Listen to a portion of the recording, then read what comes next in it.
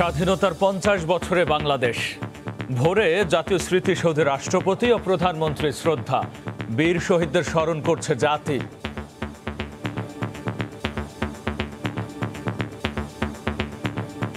আমরা তো তরুণ প্রজন্মেরই প্রতিনিধি, আমাদেরকে এই সঠিক ইতিহাসটা আমরা এখনো পাইনি। প্রত্যাশা আমাদের দেশকে এখন যে পর্যায়ে আছে সেই পর্যায় থেকে আমরা আরো ধাপে এগিয়ে নিয়ে দেশকে এগিয়ে নিয়ে যাব। Facilitating us to do this great laying ceremony. ঐতিহাসিক ক্ষণে ঢাকায় মুক্তিযুদ্ধের বন্ধুরাষ্ট্র ভারতের প্রধানমন্ত্রী নরেন্দ্র মোদী। বিমানবন্দরে রাষ্ট্রীয় সংবর্ধনা। দেশে দেশে সুবর্ণ জয়ন্তী উদযাপন। দেখছিলেন প্রধান শিরোনাম। দুপুরের সময়ের সঙ্গে আছি আমি গোলাম রাব্বি। এবার অন্যান্য শীর্ষ সংবাদ। জনগণকে বাদ দিয়ে স্বাধীনতার সুবর্ণ জয়ন্তী পালন করছে সরকার, অভিযোগ মির্জা ফখরুলের। পরিকল্পিতভাবে বিতর্ক সৃষ্টি করছে একটি মহল, মন্তব্য ওবায়দুল কাদেরের। করোনায় তরুণরাই সংক্রমিত বেশি, হঠাৎ করে অবস্থার অবনতি হওয়ায় নিতে হচ্ছে হাসপাতালে, চিকিৎসা দিতে হিমশিম অবস্থা। রমজান আসলে আমরা একটা আতঙ্কগ্রস্ত হয়ে যাই। অলরেডি বাজার কিন্তু গরম হওয়া শুরু হয়ে গেছে। সবসময় দাম বেড়ে আসতেছে, এখনো ঠিক তাই। রমজান সামনে রেখে নিত্যপণ্যের বাজার নিয়ে শঙ্কা। টিসিবি ট্রাক সেলে উপচে পড়া ভিড়, সংস্থাটিকে শক্তিশালী করার তাগিদ ক্যাবের।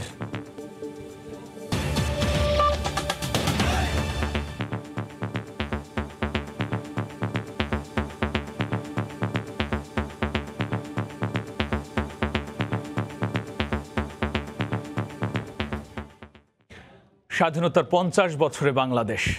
যুদ্ধ বিধ্বস্ত যে দেশটির যাত্রা শুরু হয়েছিল একেবারে শূন্য হাতে, লাল সবুজের সেই বাংলাদেশ বিশ্বকে তাক লাগিয়ে পূর্ণ করল অর্ধশত বছর।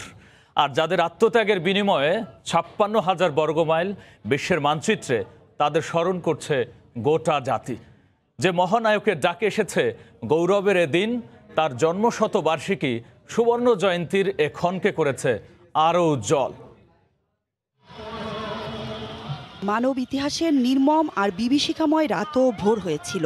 ৭১-এর 25শে মার্চের রাতের রক্তগঙ্গা পেরিয়ে ২৬ মার্চ বাঙালি অস্ত্র হাতে তুলে নিয়েছিল স্বাধীনতার জন্য। হাজার বছরের শ্রেষ্ঠ নেতা বঙ্গবন্ধুর ঘোষণা দিয়েছিলেন স্বাধীনতার। সেই ক্ষণকেই প্রতি বছর শ্রদ্ধা আর আবেগ ভালোবাসায় অবনত চিত্তে স্মরণ করেন পুরো দেশ। স্বাধীনতার সুবর্ণ জয়ন্তীতে সাভার স্মৃতিসৌধে তাই জাতির শ্রেষ্ঠ সন্তানদের শ্রদ্ধা জানাতে সব বয়সী মানুষের ভিড়। সব বিভেদ ভুলে সবার মুখে ছিল এগিয়ে যাওয়ার প্রত্যয়। দীর্ঘ 23 বছর পাকিস্তানি শাসক গোষ্ঠীর শোষণ, বঞ্চনা আর রক্তক্ষয়ী নানা সংগ্রামের পথ পেরিয়ে 1971 সালের এই দিনে বাঙালি জাতি পা বাড়িয়েছিল মুক্তির পথে। যুদ্ধের মাধ্যমে লাল সবুজের সেই বাংলাদেশকে ছিনিয়ে এনেছিল বাঙালি। দেশ যেভাবে এগিয়ে যাচ্ছে, বিশেষ করে এক্সপ্রেস ওয়েগুলো তৈরি করে যাচ্ছে এবং উন্নয়নের যে ধারাটা যে বজায় রাখতে পারছেন, এটাই আমি মনে করি যে এটাই সবচেয়ে বড় অগ্রগতি। আমরা মধ্যমায়ের দেশে ঘোষণা করার জন্য আমি গর্ববোধ করি যে আমরা মধ্যমায়ের দেশে, গরিব দেশ বলে এখন আর বিশ্বের মানচিত্রে আমাদের দেশের কথা আর কেউ বলে না। বাংলার প্রত্যন্ত অঞ্চল এখন ডিজিটালাইজেশনের আওতায়। যে আমরা স্বাধীন দেশের নাগরিক, আমাদের একটা দেশ আছে, আমাদের একটা পতাকা আছে। বিশিষ্টজনরা বলছেন, স্বাধীনতার 50 বছরে বাংলাদেশ যেমন স্বয়ংসম্পূর্ণ, তেমনি বিশ্বের অনেক দেশের জন্যই অনুকরণীয়। আজকের এই মহান স্বাধীনতার সুবর্ণ জয়ন্তীতে দাঁড়িয়ে যতটুকু অর্জন হয়েছে, সেই অর্জনটুকু ধরে সামনের দিকে যদি সম্মিলিতভাবে এগিয়ে যাওয়া যায়, তাহলে অবশ্যই 2041-এ বাংলাদেশ তার অভীষ্ট লক্ষ্যে পৌঁছতে সক্ষম হবে। এগিয়ে যাওয়ার অফুরন্ত প্রাণশক্তিতে বাংলাদেশ চিরজীবী হবে, রাষ্ট্র হবে জনমানুষের। এই দিনে এমন প্রত্যাশা সবার। মৌসুম ইসলাম, সময় সংবাদ, ঢাকা। বীর শহীদদের প্রতি শ্রদ্ধা জানাচ্ছেন সাধারণ মানুষ। এই মুহূর্তে সাভার স্মৃতিসৌধে আছেন রিপোর্টার ওমর ফারুক। আমরা সরাসরি যুক্ত হচ্ছি তার সঙ্গে। ওমর, স্বাধীনতার 50 বছরে স্মৃতিসৌধে সাধারণ মানুষের যে শ্রদ্ধা, সেই শ্রদ্ধা নিবেদন এখনো পর্যন্ত চলছে। আপনারা জানেন যে ভারতের প্রধানমন্ত্রী নরেন্দ্র মোদী 12টার দিকে এখানে শ্রদ্ধা নিবেদন করেন এবং তারপর চলে যাওয়ার পরই দ্বিতীয় দফা সাধারণ মানুষের শ্রদ্ধা নিবেদনের জন্য এই প্রাঙ্গণ খুলে দেওয়া হয় এবং শুক্রবার হওয়ার পরেও আমরা দেখতে পাচ্ছি যে এখনও বিভিন্ন সামাজিক সাংস্কৃতিক এবং রাজনৈতিক দলগুলো এখানে শ্রদ্ধা নিবেদন করছেন। সকালে 7টা থেকে 8টা পর্যন্ত প্রথম দফা সাধারণ মানুষ এবং বিভিন্ন সংগঠনের জন্য এখানে শ্রদ্ধা নিবেদনের জন্য উন্মুক্ত করে দেওয়া হয়। তখন আমরা দেখেছি যে প্রধানত বিভিন্ন রাজনৈতিক দল এবং বিভিন্ন শিক্ষা প্রতিষ্ঠানের পক্ষ থেকে এখানে শ্রদ্ধা নিবেদন করা হয়েছে এবং 12টা থেকে এখন যে শ্রদ্ধা নিবেদন চলছে তাতে আমরা মোটামুটি যেটি দেখতে পাচ্ছি যে বিভিন্ন পেশাজীবী সংগঠন এবং বিভিন্ন সামাজিক এবং সাংস্কৃতিক সংগঠনের পক্ষ থেকে এখানে শ্রদ্ধা নিবেদন করা হচ্ছে এবং ব্যক্তিগতভাবেও অনেকে পরিবার সহ এখানে এসেছেন শহীদদেরকে স্মরণ করতে এবং শ্রদ্ধা নিবেদন করতে। এবং আমরা সমাজের বিভিন্ন শ্রেণী পেশার মানুষের সাথে কথা বলেছি। মোটামুটি তাদের কাছে যেই সাধারণ প্রশ্নটি আমরা করেছি সেটি হচ্ছে যে এই 50 বছরে সবচাইতে বড় অর্জন বলে তারা কি মনে করেন। তারা প্রায় সবাই যেই কথাটি বলেছেন সেটি হচ্ছে যে বাঙালির যে হাজার বছরের যে লালিত স্বপ্ন যে একটি স্বাধীন দেশ এবং স্বাধিকার আত্মনিয়ন্ত্রণ সেটি বাঙালি অর্জন করেছে এবং সেটি 50 বছর ধরে সেটি টিকে আছে এবং সেই 50 বছরে সেই দেশটি একটি মধ্যম আয়ের দেশে উন্নীত হয়েছে এবং তলাবিহীন ঝুড়ি কিংবা একটি গরিব দেশের যে তকমা সেই তকমাকে ঝেড়ে ফেলে বাংলাদেশ এখন উদীয়মান অর্থনীতির দেশ হিসেবে যে সমগ্র বিশ্বে আলোচিত এবং প্রশংসিত হচ্ছে সেটিকে তারা বড় অর্জন বলে মনে করছেন। এবং সেই তার পাশাপাশি তারা যেটি বলছেন যে মহান মুক্তিযুদ্ধে যারা শহীদ হয়েছেন তারা যে স্বপ্ন দেখেছিলেন যে বাংলাদেশ একটি সোনার বাংলা হবে এবং সেই সোনার বাংলা গড়ার পথে বাংলাদেশ এখন এগিয়ে যাচ্ছে এবং সেই সোনার বাংলার পথ ধরে বাংলাদেশ এগিয়ে যাচ্ছে বলেও তারা মনে করেন এবং সেটিকেও তারা একটি বড় অর্জন বলে তারা মনে করেন। এর পাশাপাশি অপ্রাপ্তির সেটি হচ্ছে তারা মনে করেন যে এখনো পর্যন্ত সকল ধর্মের জন্য একটি অসাম্প্রদায়িক যে দেশ সেটি পুরোপুরি এখনো পর্যন্ত অর্জিত হয়নি সেটি তারা মনে করছেন এবং সেটিও একটি ধারাবাহিক প্রক্রিয়া এবং সেই সোনার বাংলার যে পথ সেই পথ ধরে একটি বৈষম্যহীন এবং সবার জন্য একটি দেশ বাংলাদেশ একটি গড়ে উঠবে বলে সবাই প্রত্যাশা করেন। এই ছিল এখন পর্যন্ত আমার হাতে সবশেষ। জাতীয় স্মৃতিসৌধ থেকে সরাসরি যুক্ত হয়েছিলেন সহকর্মী ওমর ফারুক। যাদের আত্মত্যাগের বিনিময়ে এই লাল সবুজের বাংলাদেশ তাদেরকে শ্রদ্ধা ভরে স্মরণ করছে পুরো জাতি। ভোরে সাভার জাতীয় স্মৃতিসৌধে বীর শহীদদের আত্মদানের প্রতি শ্রদ্ধা জানিয়েছেন রাষ্ট্রপতি মোহাম্মদ আব্দুল হামিদ ও প্রধানমন্ত্রী শেখ হাসিনা। 50 বছর পূর্ণ করল স্বাধীন বাংলাদেশ। সুবর্ণ জয়ন্তীর সূর্যোদয়ের সঙ্গে 5:58 সাভারের জাতীয় স্মৃতিসৌধে ফুল দিয়ে বীর শহীদদের প্রতি শ্রদ্ধা জানান রাষ্ট্রপতি মোহাম্মদ আব্দুল হামিদ ও প্রধানমন্ত্রী শেখ হাসিনা।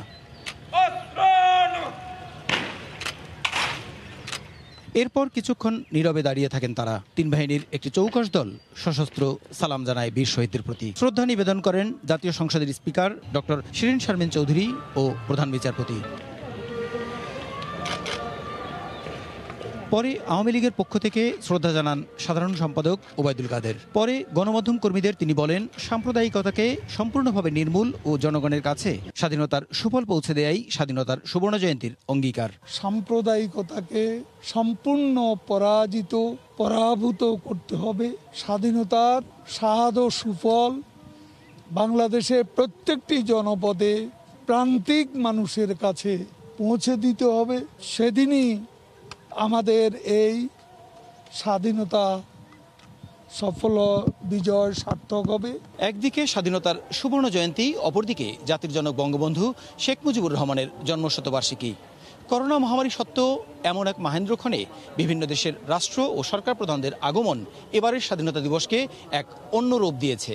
এরপরে ধানমন্ডি 32 নম্বরে লাল সবুজের দেশটির স্বপ্নদ্রষ্টা বঙ্গবন্ধু শেখ মুজিবুর রহমানের প্রতিকৃতিতে শ্রদ্ধা জানান প্রধানমন্ত্রী ও জ্যেষ্ঠ কন্যা শেখ হাসিনা। বাংলাদেশের ঐতিহাসিক এই ক্ষণে ঢাকায় দুদিনের সফরে এসেছেন মুক্তিযুদ্ধের পরম বন্ধু ভারতের সরকার প্রধান নরেন্দ্র মোদী। শাহজালাল আন্তর্জাতিক বিমানবন্দরে বর্ণাঢ্য রাষ্ট্রাচারে অতিথি সরকার প্রধান মোদীকে প্রধানমন্ত্রী শেখ হাসিনার উপস্থিতিতে সম্মান জানানো হয়। পরে সফরে জাতীয় স্মৃতিসৌধে বীর শহীদদের শ্রদ্ধা জানিয়েছেন নরেন্দ্র মোদী। সালাউদ্দিন লিয়া ও আমিনুর রহমানের ছবিতে মোদীর সফরের বিস্তারিত জানাচ্ছেন দেবাশিস রায়। ভারত বন্ধুপ্রতিম দেশ, মুক্তিযুদ্ধে প্রমাণিত বন্ধুরাষ্ট্র। উৎসবের সঙ্গী হতে দেশটির প্রধানমন্ত্রী নরেন্দ্র মোদী এখন দুদিনের সফরে ঢাকায়। শুক্রবার বেলা 10:30টায় প্রধানমন্ত্রী নরেন্দ্র মোদীকে বহনকারী এয়ার ইন্ডিয়ার বিশেষ বিমানটি হজরত শাহজালাল আন্তর্জাতিক বিমানবন্দরে পৌঁছায়। এ সময় তাকে অভ্যর্থনা জানাতে সশরীরে ভিভিআইপি টার্মিনালে উপস্থিত ছিলেন সরকার প্রধান শেখ হাসিনা। করোনা পরিস্থিতির সতর্কতায় সামাজিক দূরত্ব মেনে কুশল বিনিময় করতে দেখা যায় দুই শীর্ষ নেতাকে। এরপর বর্ণাঢ্য রাষ্ট্রাচারে লাল গালিচা সংবর্ধনায় বাংলাদেশ স্বাগত জানায় এই অতিথিকে।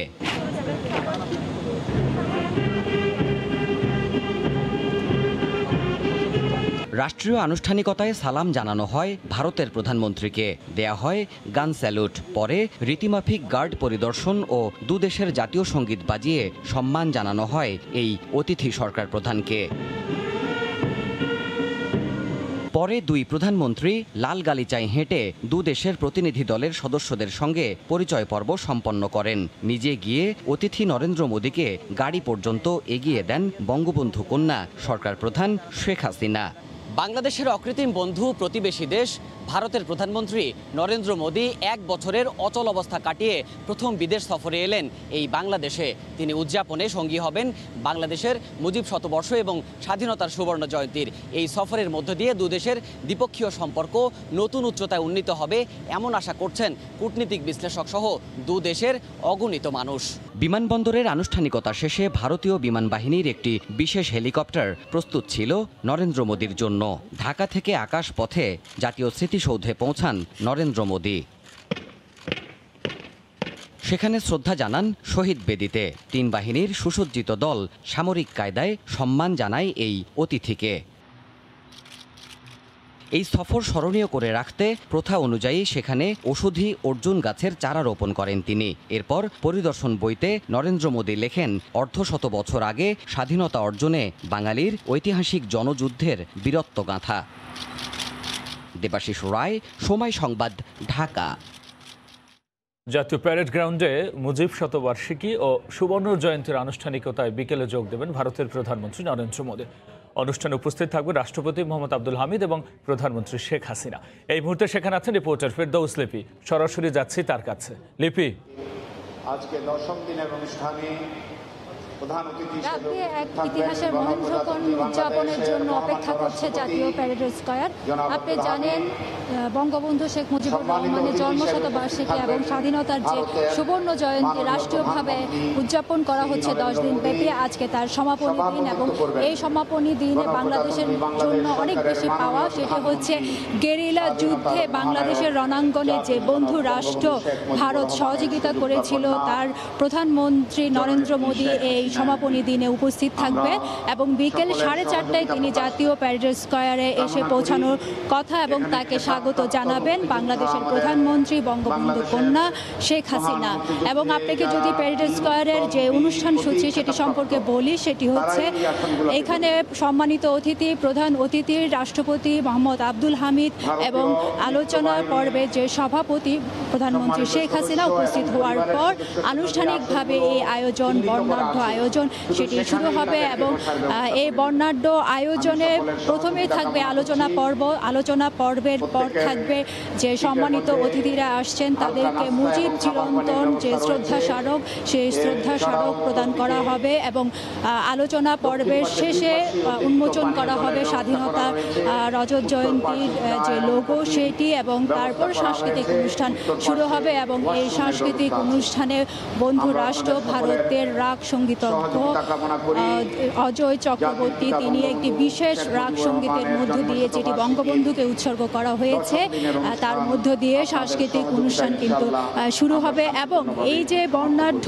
আয়োজন, বর্ণিল আয়োজন, সে আয়োজন কিন্তু আমরা দেখেছি যে করোনা পরিস্থিতিতে অত্যন্ত স্বাস্থ্যবিধি মেনে এখানে যারা অতিথি আছে তাদেরকে প্রবেশ করানো হচ্ছে এবং সব ধরনের নিরাপত্তা ব্যবস্থা কিন্তু এখানে রাখা হয়েছে। এবং তারা বলছেন যে এই যে ভারতের প্রধানমন্ত্রী নরেন্দ্র মোদী কিন্তু এই যে করোনাকালীন সময়ে প্রথম যে বিদেশ সফর, সেই বিদেশ সফর হিসাবে বাংলাদেশের যে সুবর্ণ জয়ন্তীতে যোগদান, এটি কিন্তু বাংলাদেশের জন্য একটি বড় পাওয়া। তো আমরা অপেক্ষায় আছি যে জাতীয় প্যারেড স্কয়ারে যে সমাপনী অনুষ্ঠান সেটি শুরু হওয়ার অপেক্ষায়। তো রাব্বি, এই ছিল আমার কাছে এখনো পর্যন্ত এখান থেকে সর্বশেষ। জাতীয় প্যারেড গ্রাউন্ড থেকে সরাসরি যুক্ত হয়েছিলেন সহকর্মী ফেরদৌস লিপি। বিধিনিষেধ আরোপ করে ঢাকা শহরে মানুষজনের চলাচল বন্ধ করে দেওয়ার অভিযোগ তুলে বিএনপির মহাসচিব মির্জা ফখরুল ইসলাম আলমগীর বলেছেন, জনগণকে বাদ দিয়েই স্বাধীনতার সুবর্ণ জয়ন্তী পালন করছে সরকার। স্বাধীনতা দিবসের দুপুরে রাজধানী শেরেবাংলা নগরে মরহুম রাষ্ট্রপতি জিয়াউর রহমানের সমাধিতে শ্রদ্ধা জানাতে এসে তিনি এ মন্তব্য করেন। বিএনপির এবারের শ্রদ্ধা নিবেদন কর্মসূচি ছিল একেবারেই ভিন্ন রকম। প্রশাসনের বিধিনিষেধের কারণে দলীয় নেতাকর্মীদের ছাড়াই শুধু শীর্ষ 4 নেতা আসেন সমাধি প্রাঙ্গণে। শ্রদ্ধা জানানো শেষে দোয়া ও মোনাজাত করা হয়। আজকের এই দিনে বাংলাদেশের যে অবস্থা, বিশেষ করে ঢাকা শহরের, এটা আমাদের কাছে কারোর কাছে প্রত্যাশিত নয়। আমরা সারা শহর দেখলাম একটা অঘোষিত কারফিউর মতো রয়েছে এবং জনগণের চলাচল বন্ধ করে দেওয়া হয়েছে এবং জনগণকে বাদ দিয়েই আজকে এই দিনটি সরকার উদযাপন করছে। আমরা স্মৃতিসৌধে আজকে যেতে পারিনি, তারা বিদেশি মেহমানদের নিয়েই ব্যস্ত আছে। আমরা সকল দেশের সঙ্গে সুসম্পর্ক চাই, কিন্তু কেউ আমাদের প্রভু হোক এটাও আমরা কখনোই চাই না। বাংলাদেশের মানুষ কখনোই তা মেনে নেয়নি। রাষ্ট্রের নাগরিক হিসেবে ন্যূনতম মৌলিক অধিকার প্রাপ্য সব শ্রেণী পেশার মানুষের। স্বাধীনতার 50 বছর পরে সেই মাইল ফলকে পৌঁছাতে পেরেছে কি বাংলাদেশ? হিসেব নিকেশের জটিল পরিসংখ্যান ছাড়াই জনগণের প্রত্যাশা আর প্রাপ্তির কথায় সেই উত্তর খুঁজেছেন শাতিলা শারমিন। ক্যামেরায় ছিলেন আল মামুন। রাজনীতি বা অর্থনীতির জটিল সমীকরণ জানেন না মানিকগঞ্জের কৃষক শেখ মোহাম্মদ আতাউর রহমান। খাওয়া পড়ার মতো অর্থ সংস্থান করতে বছর জুড়ে হাড় ভাঙা খাটুনি তার, তারপরেও প্রশান্তির ছায়া চোখে মুখে। বছরে 3 বার ফসল ফলায়, তারপর অনেক ফসল হয় আর কি। ছোট সময় সার পাওয়া যেত, 1 বস্তা সার কয়েকজনের ভাগ করে দিত, আর এখন তো ওই সময় নাই। নরগড়া পৌঁছেছেন নানান সেবা। জীবন বোধে তাদের স্বাধীনতার মানে নিজের মতন করে বাঁচার অধিকার। আমাকে এতটা কষ্ট মনে হয় না, নিজে স্বাধীন মতোই থাকি আমরা। ফসল উৎপাদনের জন্য সরকার যথেষ্ট সহযোগিতা করতেছে এবং আমরা উপকৃত হচ্ছি। পল্লীগ্রামেও পল্লী চিকিৎসক মোটামুটি আগে সে অনেক উন্নত। আগে এত পরিবর্তন ছিল না, কম ছিল, আগের থেকে উন্নত হয়েছে দেশ। অর্ধ শতাব্দী ধরে মহিরুহু হয়ে ওঠা দুর্নীতির বিষবৃক্ষ ছাড়ে না সহজ জীবন পাঠের এই মানুষদেরও। এর থেকে মুক্তি চান তারা। আগের যে মুরব্বীগুলো ছিল তারা কোনো ঘুষ খাইছে না, এখন বিচার সালিশ করা গেলে ঘুষ ছাড়া কোনো বিচারে দেব না। আমাদের ছেলে মেয়ে অনেক দূরে লেখাপড়া করাতে দিতে হয়, আর অসুখ হলে মানিকগঞ্জ হাসপাতালে আমাদের দৌড়াদৌড়ি করতে হয়। অনেক দুর্নীতি হচ্ছে, অফিস আদালত থেকে শুরু করে প্রত্যেকটা জায়গায় ঘুষ ছাড়া আমাদের কোনো কাজকর্ম হয় না। যাদের রক্ত ঘামে বাড়ছে দেশের অর্থনীতি, সেই প্রান্তিক মানুষের কাছে স্বাধীনতা শুধু খেয়ে পড়ে বেঁচে থাকা। 1971 সালে যে স্বাধীনতা হয়েছে, ঠিক আছে, শেখ মুজিবর এটা আমাদের বাঙালির জন্য এটা স্বাধীনতা করছে। স্বাধীনতা তো কষ্ট, আমার ইট ভাটা কাজ করি, পেট চলাই। বেকারত্ব নির্মূল এবং বিচার ব্যবস্থাকে শক্তিশালী করার দাবি তরুণ প্রজন্মের। রাষ্ট্র হোক, জাতি, ধর্ম, বর্ণ নির্বিশেষে সবার। আমি নিজেও মাস্টার্স কমপ্লিট করে অনেক জায়গাতে অ্যাপ্লাই করছি, কিন্তু কোথাও কোনো চাকরি পাচ্ছি না। এই জায়গাটায় আমার মনে হচ্ছে অনেক বেশি পিছিয়ে আসে। অফিস আদালতে বিচারে যখনই আমরা কোথাও যাই, দেখি যে রাজনৈতিক প্রভাবটাই আমাদের বেশি প্রতিফলিত হচ্ছে। লাল সবুজের এই স্বাধীনতার সুবর্ণ জয়ন্তীতে শুধুমাত্র শহরের মানুষ না, গ্রামে যারা খেটে খাওয়া মানুষ আছেন তাদের জন্য তৈরি হোক নীতিমালা, তাদের দিকেও চিন্তা করা হোক এবং সবার যে ন্যূনতম চাহিদাগুলো রয়েছে সেগুলো পূরণ হোক। তাহলেই তো আসবে স্বাধীনতার সেই সুফল। শাতিলা শারমিন, সময় সংবাদ, মানিকগঞ্জ। আগের চেয়ে এখন করোনায় বেশি আক্রান্ত হচ্ছেন তরুণরা, যদিও মৃতের তালিকায় বয়স্কদের সংখ্যাই বেশি। চিকিৎসকরা বলছেন এবার রোগীর অবস্থা বেশি খারাপ হওয়ায় পরিস্থিতি চ্যালেঞ্জিং হয়ে উঠছে প্রতিনিয়ত। কোভিড ঊর্ধ্বগতির লাগাম দ্রুত টেনে ধরতে স্বাস্থ্যবিধি মেনে চলার কোনো বিকল্প নেই। করোনা পরীক্ষার জন্য দীর্ঘ এ লাইন রাজধানীর মুগদা জেনারেল হাসপাতালে। শুক্রবার ভোরের আলো ফোটার আগেই অপেক্ষার শুরু। দেখা যায় দীর্ঘ সারিতে যারা দাঁড়িয়েছেন তাদের অনেকেই বয়সে তরুণ। গাদাগাদি করে লাইনে দাঁড়িয়ে ভাইরাস ছড়িয়ে পড়ার শঙ্কায় অনেকে। এখানে 1 হাত ডিস্টেন্সও নাই, তো এখানে অনেক সুস্থ একজন মানুষ এসেও এফেক্টেড হতে পারে। গতকাল এসেছিলাম একবার, তো লাইনে জায়গা পাই নাই, তো এই জন্য আজকে অনেক ভোরে সকাল 5টা বাজে এসে দাঁড়াইতে হয়েছে আর কি। চিকিৎসকরা বলছেন যাদের অবস্থা তুলনামূলক বেশি খারাপ তারা আসছেন হাসপাতালে। এদের মধ্যে তরুণদের সংখ্যায় বেশি, যা আগের চেয়ে দ্বিগুণ। ইদানিং কিন্তু আপনার ইয়াং রোগীরাও বেশ আক্রান্ত হচ্ছে এবং তাদেরও রোগের লক্ষণটা ভয়াবহ পর্যায়ে চলে যাচ্ছে। আগে তো মনে করেন খুবই কম ছিল, হয়তো 5% 10%, এখন এটা 15-20%-এর মতো, তার মানে অলমোস্ট ডাবল। গতবার থেকে এবারের চিত্রটা আমাদের জন্য, যারা আমরা হাসপাতাল পরিচালনা করি, তাদের জন্য একটু চ্যালেঞ্জিং। এখন পর্যন্ত প্রতিদিন প্রতি 100 জনে 13 থেকে 14 জন কোভিড আক্রান্ত হচ্ছেন। করোনা পরীক্ষার জন্য সাধারণ মানুষের এই দীর্ঘ লাইনই বলে দেয় দেশে দিনকে দিন অবনতি হচ্ছে করোনা পরিস্থিতির। তাই বিশেষজ্ঞরা বলছেন এই মুহূর্তে সবচেয়ে জরুরি বিষয় স্বাস্থ্যবিধি মেনে চলা তথা মাস্ক পরিধান করা। তোহা খান তামিম, সময় সংবাদ, ঢাকা। রমজান আসছে, নিত্যপণ্যের দাম নিয়ে ভোক্তাদের আশঙ্কাও বাড়ছে। তাদের চাওয়া বাজারে ন্যায্য মূল্যে পণ্য বিক্রি হোক আর দেশব্যাপী বাড়ুক টিসিবির বিক্রি কার্যক্রম। এরই মধ্যে ট্রাক সেল শুরু করে টিসিবি জানিয়েছে পণ্যের পর্যাপ্ত মজুত রয়েছে। আর ভোক্তা অধিকার সংগঠন ক্যাব মনে করে সরকারি সংস্থাটিকে শক্তিশালী করা জরুরি। কামরুল হাসান সবুজের রিপোর্ট। আসলে আমরা একটা আতঙ্কগ্রস্ত হয়ে যাই। অলরেডি বাজার কিন্তু গরম হওয়া শুরু হয়ে গেছে। বাজারটা অ্যাকচুয়ালি ব্যালেন্সফুল না, সবসময় দাম বেরিয়ে আসতেছে, এখনো ঠিক তাই। রমজানের আগে নিত্যপণ্যের দাম বাড়ার বিষয়ে ভোক্তাদের আশঙ্কা যে অমূলক নয় তা বোঝা গেল বিক্রেতাদের সঙ্গে কথা বলে। দাম বাড়ছে অ্যাঙ্কর ডাল, ডাবলি ডাল, লাল চিনি, সাদা চিনি দোনোটা দামই বাড়ছে 5 টাকার মতো কেজিতে। তেল প্রতিদিনই বাড়তেছে। আটা, ময়দা এগুলোর দামও বেশি। ছোলা 2 দিনের আগে থেকে এখন 2 টাকা 3 টাকা পার কেজিতে বেশি।